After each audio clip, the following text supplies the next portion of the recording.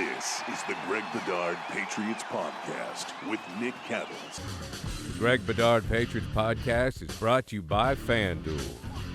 He is Greg. I am Nick. This is the Greg Bedard Patriots Podcast with Nick Cattles, and this episode is brought to you by our friends FanDuel, the exclusive wagering partner of the CLNS Media Network. Sign up now at FanDuel.com/Boston and claim your $200 bonus. And not only FanDuel helping this program, also AG1 Athletic Greens, where you get 75 high-quality vitamins, minerals, whole food sourced ingredients, probiotics, and the word I can't say, adaptogens, not fine, to help you start your day right.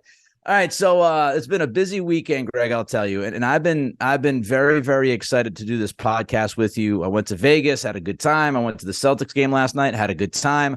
But I've been thinking throughout this last 4 or 5 days, I cannot wait to do this pod with Greg. I watched your pod with Greg Cosell. If anybody missed it, check it out again, Greg Bedard Patriots Podcast.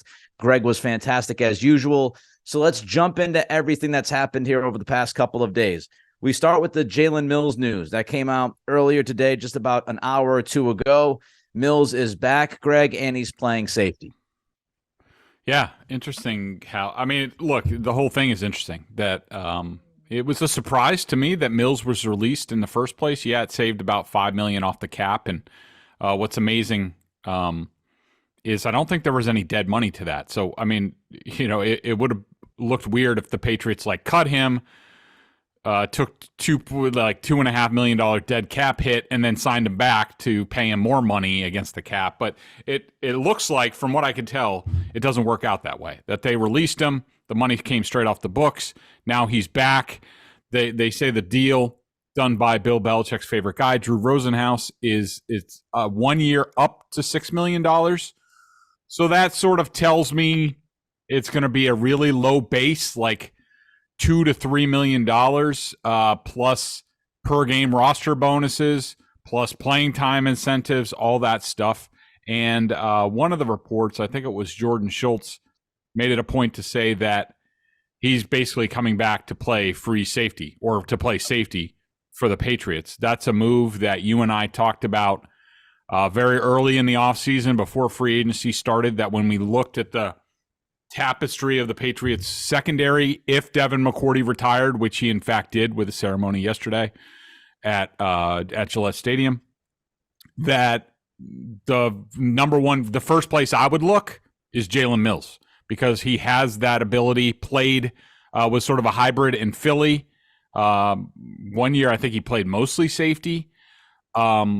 Never really loved him at cornerback for the Patriots. He wasn't bad. He had a really good training camp, never materialized. He's gotten hurt at the end of the last 2 seasons, hasn't been available for the end of the year when the games really mattered.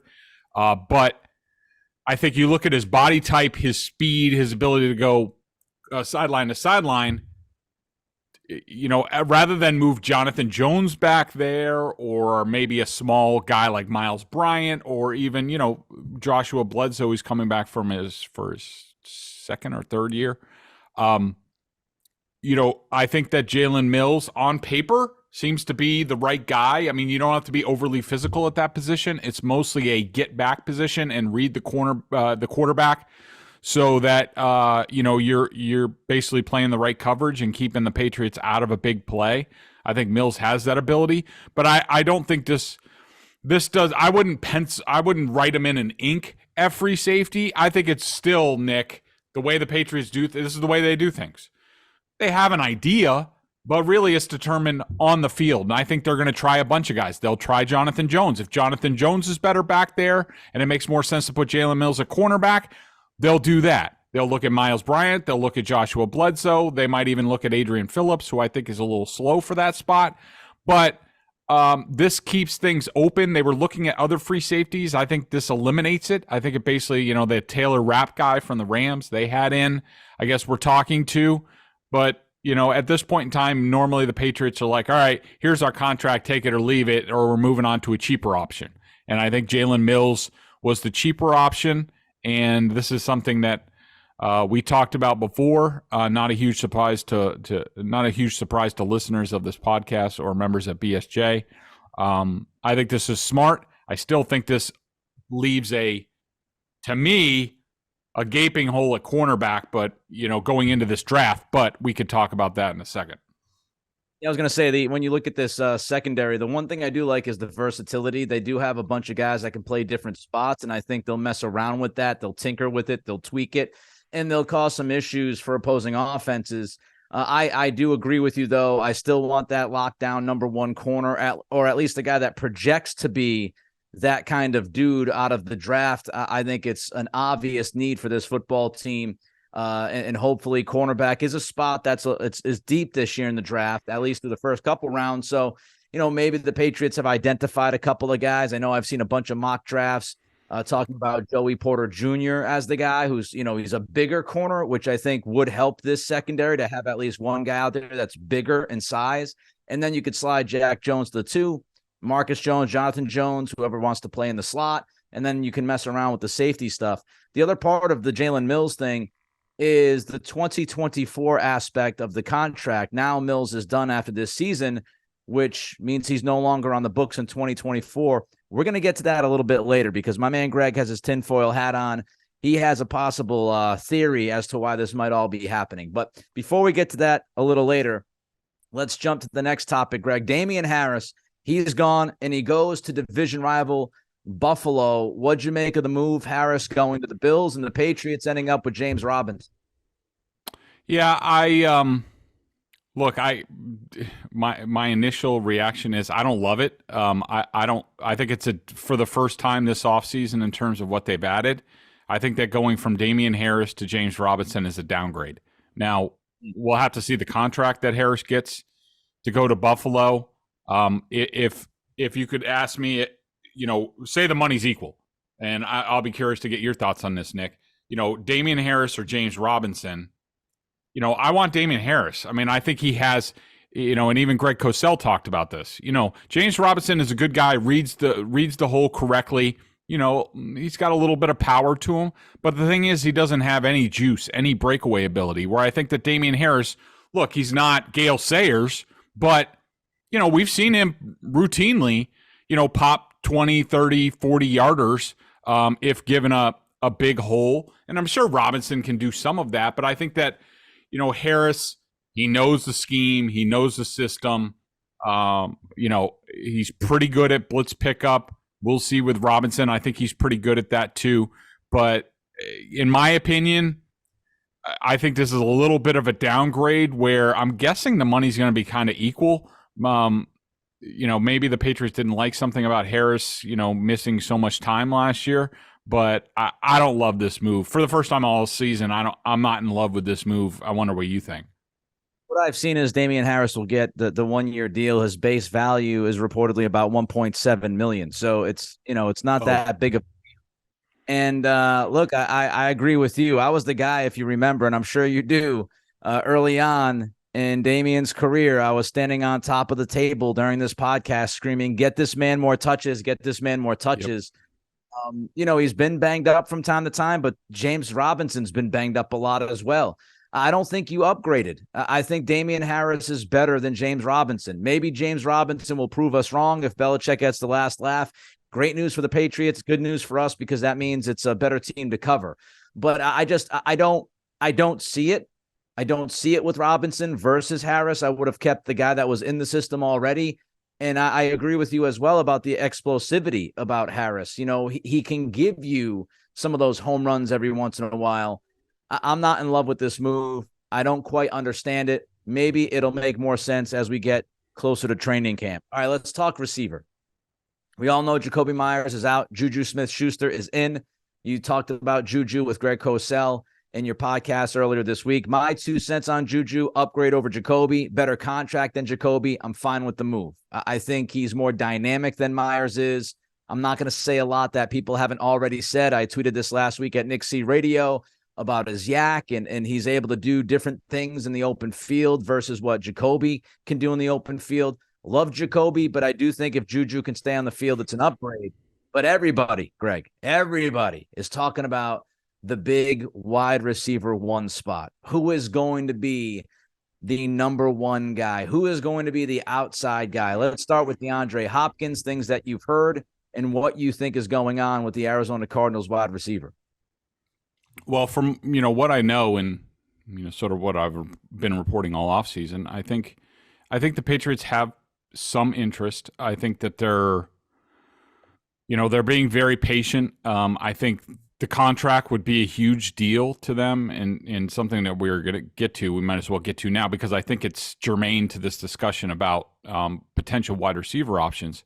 Is the Patriots, their cap space for this year, going to ballpark it because not all the deals are in, especially Mills. But you're talking they have right now about $10 to $11 million left in cap space. And really, that's the amount that they like to use throughout the season, what they're going to need to operate this season. So they normally stay in that range. Of course, cap space, Nick, as we know, can be manipulated in any way you want through different mechanisms. You can create cap space at the drop of a hat. So that doesn't preclude the Patriots from doing anything. It's just not their MO to do that. And they really don't do that often. They don't have a lot of great contracts even if they reached extensions with some of their young and up-and-coming players like Kyle Duggar, Michael Wenu, people like that, those guys aren't making a lot of money now. So you're not really saving a whole lot this year. So, when it comes to DeAndre Hopkins, say they get Hopkins, I think what DeAndre wants to get paid is a huge component of this. I think that the deal for, what was the deal that just went down? Brandon Cooks, went for, a couple of late round picks really. And then they adjusted the contract. I think that was reality for the Cardinals. So I think that's, like we've talked about before, it was reported they're looking for a second rounder plus.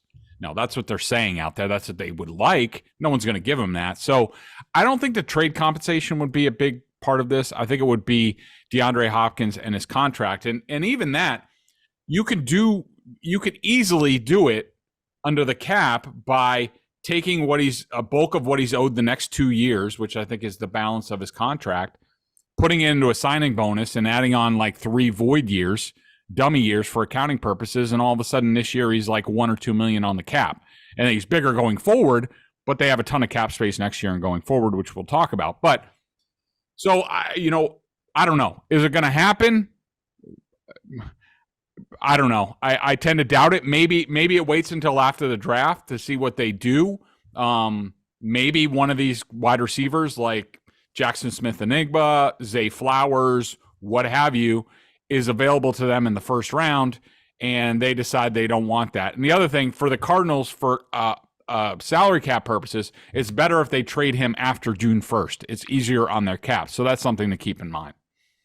It'll be really interesting because do the Cardinals want the draft pick this year?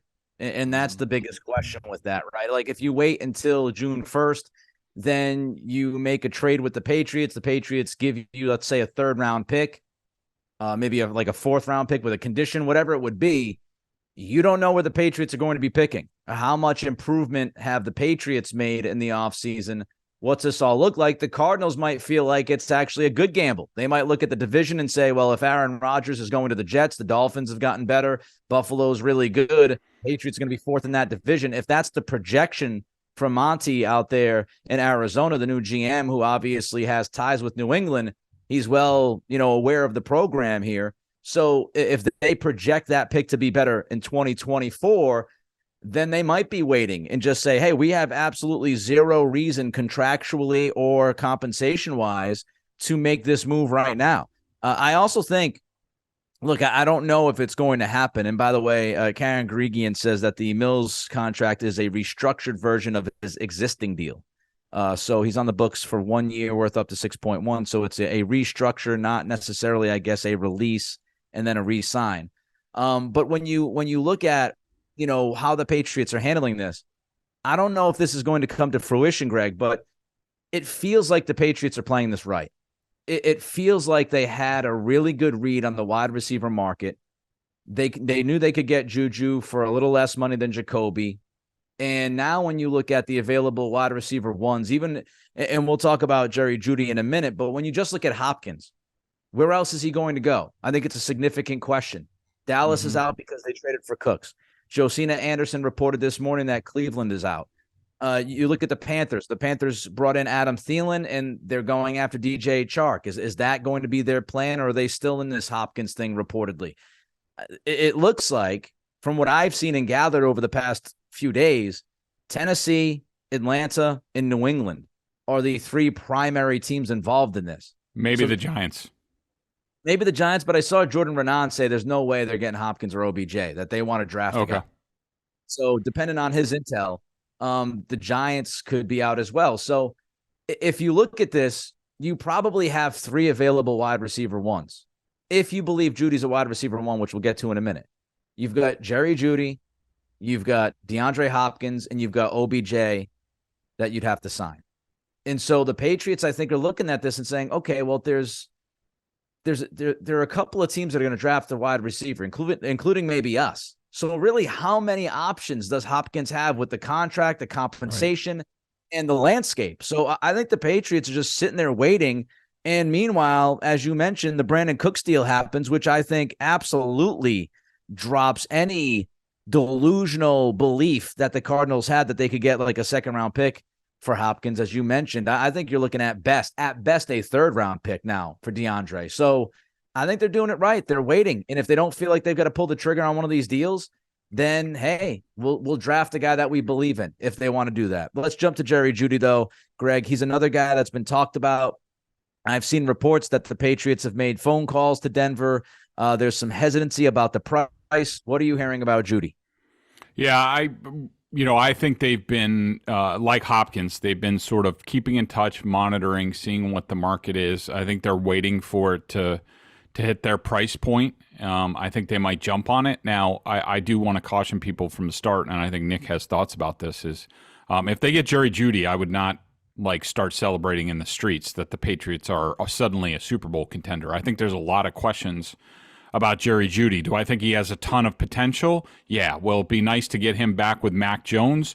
And also, I don't know if he played for Bill O'Brien, but, in some familiarity with what went on at Alabama. Yes. But, I don't think this is like Randy Moss or anything like that. And I still think Hopkins is the more proven guy that is going to deliver, has delivered in the scheme for Billy O'Brien. But there's a report from Benjamin Albright of Denver's KOA-FM that says the Broncos would listen to an offer for a second-round pick and a player. This is related to the Browns. I think Mary Kay Cabot in Cleveland reported this.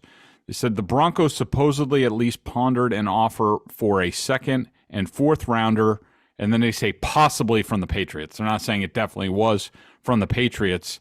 I think the Patriots would do that sort of deal. I mean, look, it'd be similar to the Brandon Cooks deal that they did way back when, where they got Brandon Cooks. They exercised his fifth-year option and then basically used that year as a tryout. Didn't love what they saw out of Brandon Cooks, so they traded him for the Rams. I could see the similar situation. But again, I think the draft factors into this. I mean, if you all of a sudden pounce on a wide receiver in the first or second round that you think, especially if the Patriots trade down from 14 and get, say, 2 first-round picks, if you pick a wide receiver down at the bottom of the first, you're going to have 5 years of control of that guy. In paying less, do you want him or Jeudy and give up the draft pick? So I think they're in on it. I think it's similar to Hopkins. They're in it, waiting to reach their price point.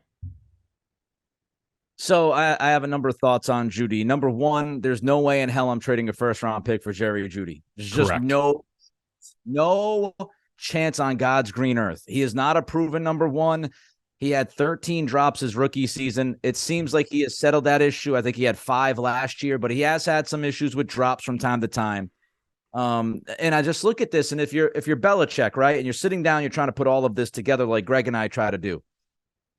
If you can trade a third-round pick for DeAndre Hopkins and you get a short-term deal, it's going to be a little bit bigger in money. Greg went over the structure a couple of minutes ago. If you're giving up a third for Hopkins versus a second and a player or a first-round pick for Jeudy, to me, it's a no-brainer. You're going Hopkins. No-brainer. In a split second, I would make that decision and say D-Hop is the guy. Because if you gave up a first-round pick for Jeudy, you're giving up an opportunity to fill a need that you have on this team. Offensive tackle, I think, is something they need to do in the draft. Cornerback, one, is something they need to do in the draft.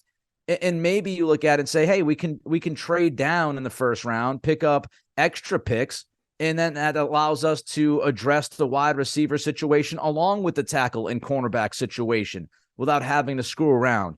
The other part of Jerry Jeudy that we have to remember is, the fifth-year option. You've got to, if you trade for him, you have to make the decision in less than a month. You've got to make it by early May, whether or not you're picking up his fifth-year option. And do you have enough confidence in this guy that you want to pick up that option? And if you don't pick up that option, could that become an issue with him this year? There's just way too many questions. There's just way too many risks. I'm not giving up a first-round pick.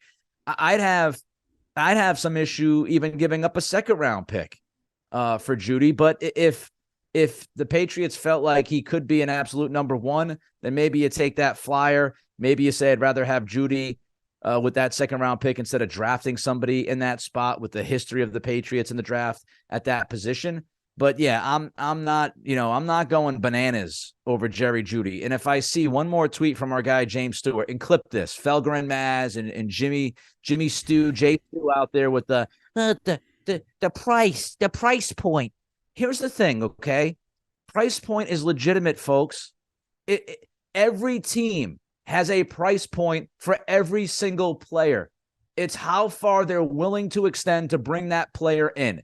If you're in the camp that you would trade a first-round pick for Jerry Jeudy, sorry, you and I disagree.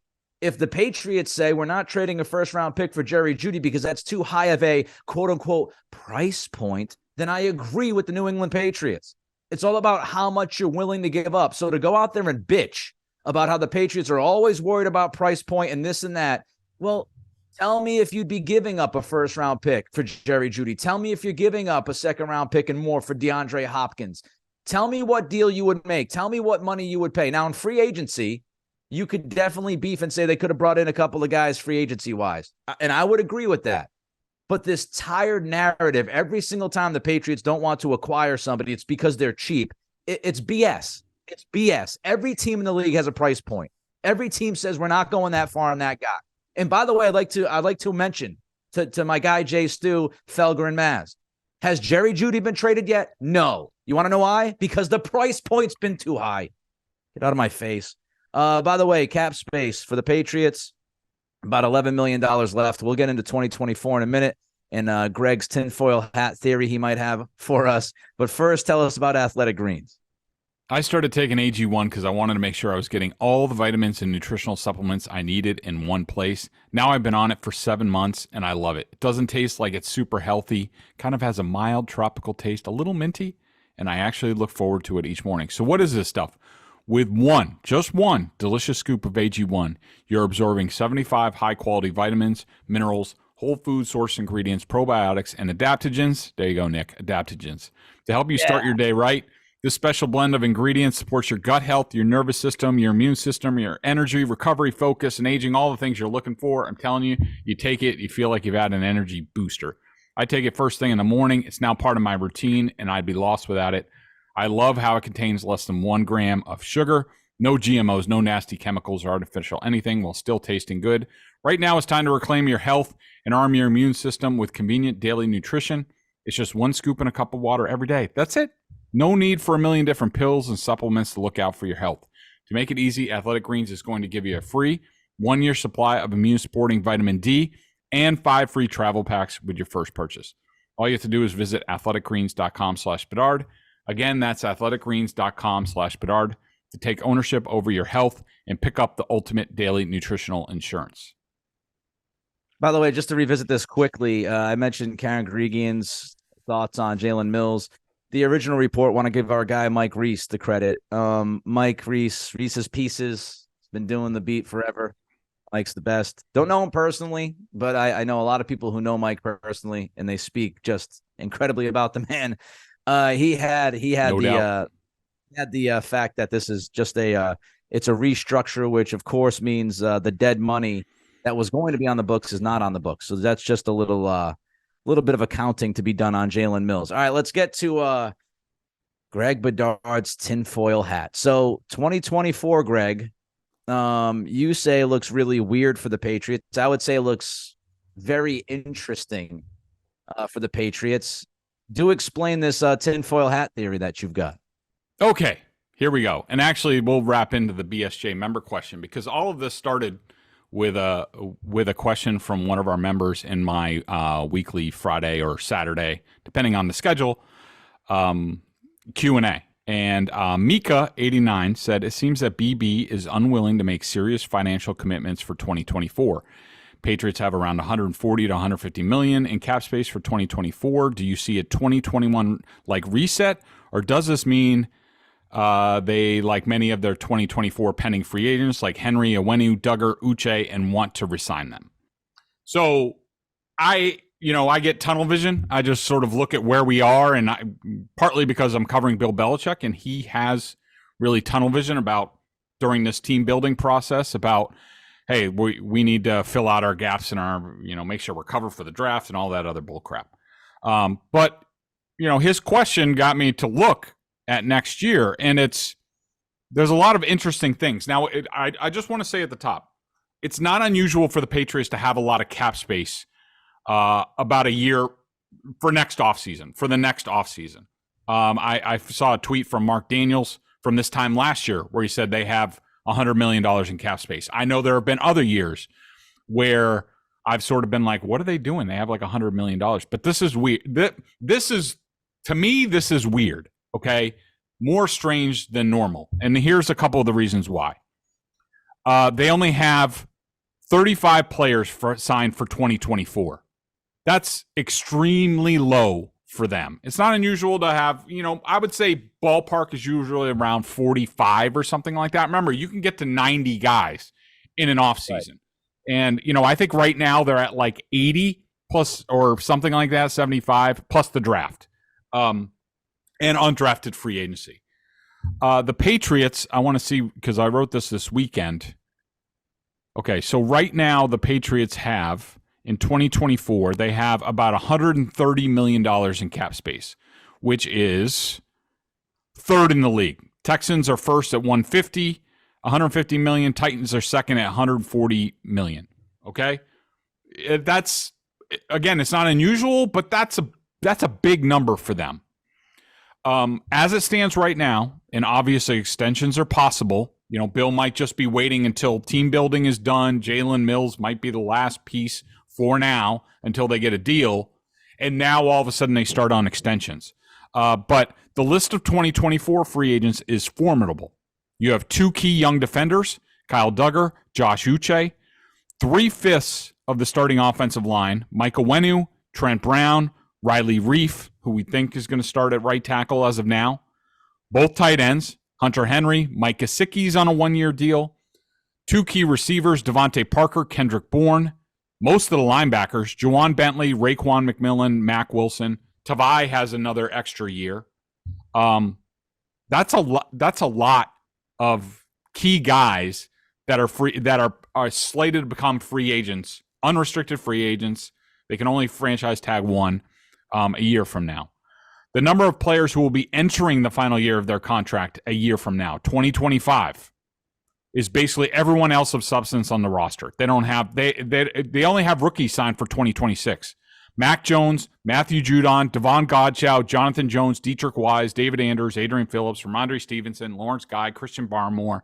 They have, all told, in 2025, they have 15 unrestricted free agents that played at least 30% of snaps. 8 of them played over 50%. And remember, a year from now, they're going to have to make the decision on Mac Jones's fifth-year option by early May 2024. So, with all that as the tapestry, looking at it, it just got me, thinking, what's going on? Now, if I had to bet right now, if I had to put FanDuel money on it, one of my bonus bets, which were very key during March Madness, by the way, I would say, look, Bill's just getting around to doing extensions. And, we could be days away from, Kyle Duggar being paid top of the market at safety, Mike Owenu being paid top of the market at guard, and all of a sudden most of it hits on the 2024 cap, and a lot of it's already gone and they're extending other people. They could wait to see with, Hunter Henry and Mike Gesicki, which one they want to offer a contract extension during the year. So I am readily admitting that's probably what's going on here. But it led me to think, what's the alternative? Now, to me, I think that it makes me think, all right, is there something going on with Belichick in his future? And I know people will say, like, Bedard, again, you're talking about this stuff. I mean, look, the guy's 71 years old. All right. He has 2 losing seasons in the last 3 years. He hasn't exactly lit the world on fire with this offseason. And a lot of people are projecting them to finish last in the AFC East and way down in the AFC standings. So what's my other alternative that's going on here? What's my read on this potential? And again, this is my tinfoil hat. I'm not saying this is happening. I don't have any sources telling me this. This is just me fitting the puzzle pieces together of what's going on. It leads me to think, when Kraft and Belichick met after this past season, and Bill told him what his plans were, and Bill fell on the sword about the offensive failings that he had. Did Kraft say to Bill, okay, you said all the right things. We definitely want you back. I don't love your plan. And I'm sure Bill said, look, I screwed up the offense. This team is good enough. It was good enough last year.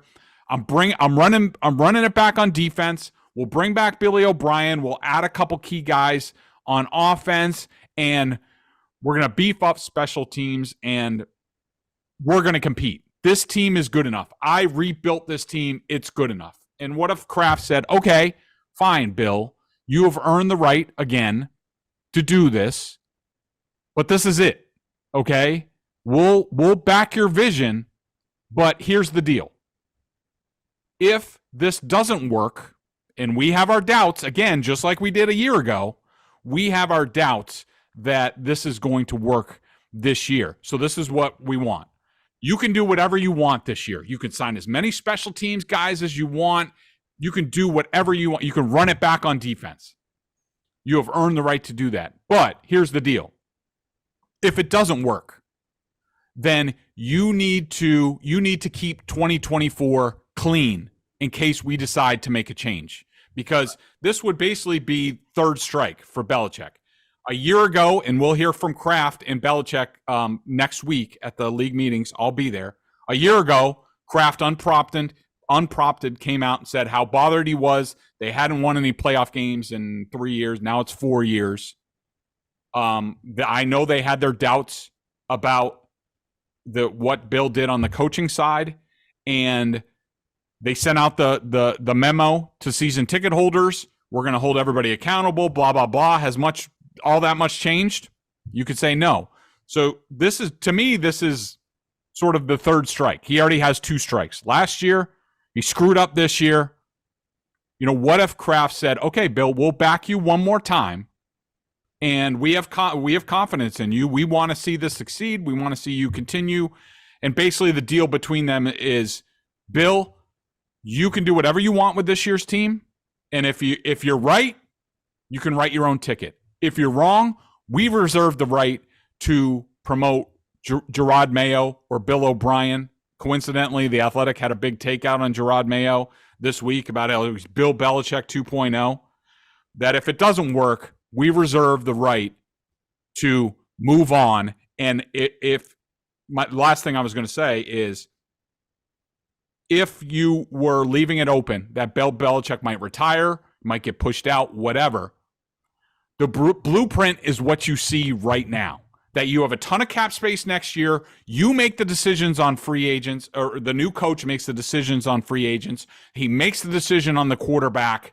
Like, going forward, this is the blueprint for doing that. Is that going to happen? Again, I say the odds are long, but and I expect extensions and all this to be moot in pretty short order. But I don't know. It makes you think, because I do think where we are right now, 2024 is out of the ordinary for the Patriots as far as an offseason. I have something else to this possible theory.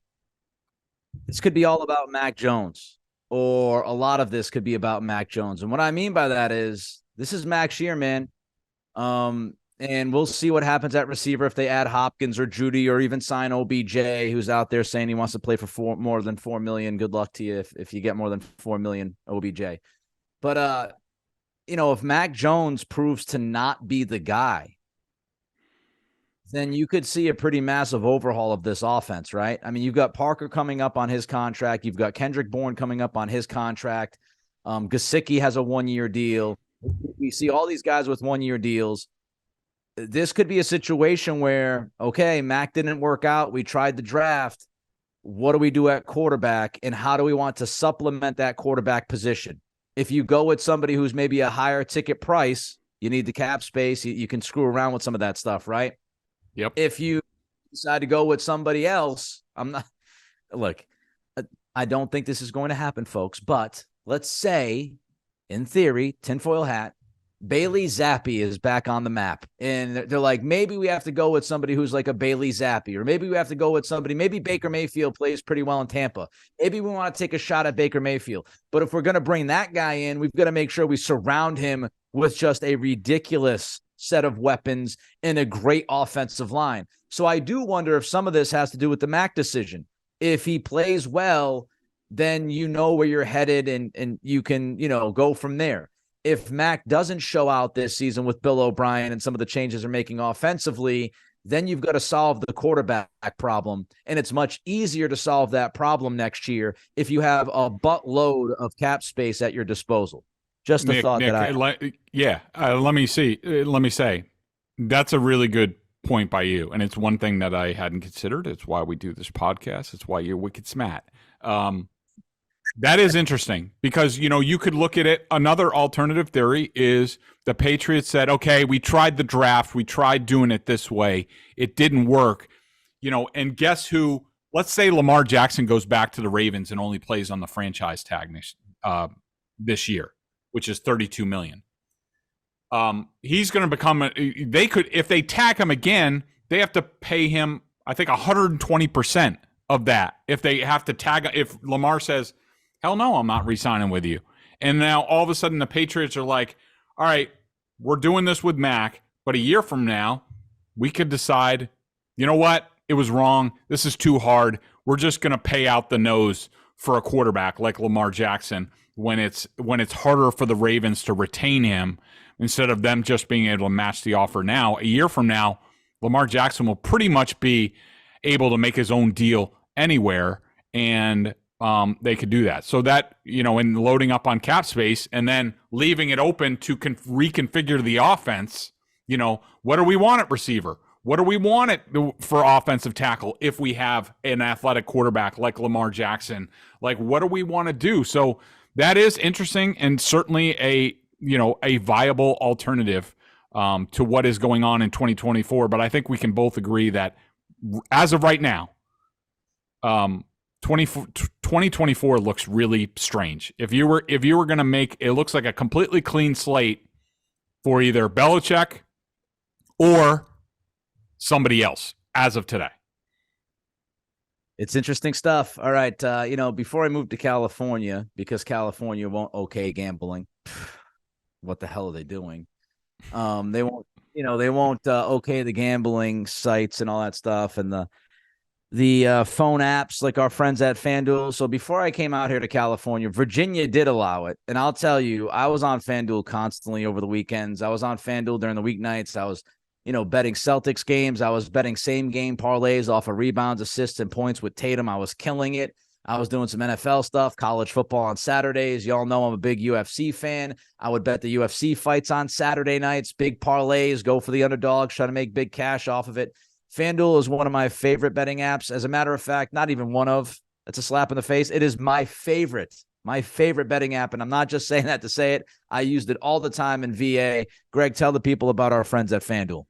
Massachusetts, listen up. The wait is finally over. FanDuel, America's $1 sportsbook, is now live in Massachusetts. All new customers in Mass get in on the action with $200 in bonus bets guaranteed when you place your first $5 bet. I did that All my bonus bets were available for March Madness. I was going nuts with the bets, especially I like the in-game, if the team's trailing the live money line thing, if I think they're going to come back. I made a couple $100 this weekend. Not bad for a schlub like me. Just sign up at FanDuel.com/Boston. Finally, you can bet on all your favorite sports from the money line to point spreads to player props and more. They have futures on there. If you think we're crazy that the Patriots, the betting market is wrong, that Bill Belichick is brilliant, and they are going to win the AFC East this year, you can get long odds. I think they're plus 700, plus 800 on there. Go back your Patriots. So now bet on an app that's safe, secure, and super easy to use. Don't miss your chance to get $200 in bonus bets, win or lose. Visit FanDuel.com/Boston and make every moment more on America's #1 sportsbook. 21 plus and present in Mass. First online real wager only. $10 first deposit required. Bonus issued as non-withdrawable bonus bets that expire in 14 days. Restrictions apply. See terms at sportsbook.fanduel.com. Gambling problem? Hope is here. GamblingHelpLineMA.org or call 1-800-327-5050 for 24/7 support. Greg asked for a Celtics minute from me, and I literally have a minute. So let me just give you a couple thoughts. I was at the game last night, Kings Celtics. By the way, I would say roughly a third of that arena was Celtics fans. There were thousands, I'm not kidding, thousands of Celtics fans in attendance in that during that game last night here in Sacramento. Just a couple of things that I would say as far as them going 8-7 in their prior 15 games before last night. And you saw some of this change last night, thankfully. There's a difference between settling and creating threes. The Celtics fell in love with settling for threes, especially Jason Tatum over the past month and a half. When they create threes, which means you touch the paint, you spray it out, multiple passes, you go wing to wing, side to side. You have guys attacking to create other opportunities. When that team does that, when this team does that, they are very difficult to stop offensively. They need to create threes instead of settle for threes. That goes into the final 5 minutes of the offense. Final 5 minutes of the offense, you're starting to have, PTSD to last year's postseason and PTSD to last year when in the final 5 minutes, all of a sudden the Celtics pace slows down to a snail's pace.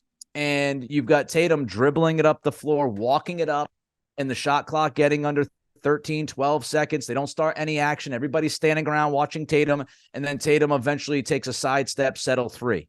Last night, there was a difference. If you go back, you watch that for the last 5-6 minutes. The Celtics are up by 15 or so, and I remember talking to Kelly, who was sitting next to me. I said, this possession is going to mean a lot. Is Tatum going to settle, or is he going to attack? He attacked. He attacked the rim. He got a layup.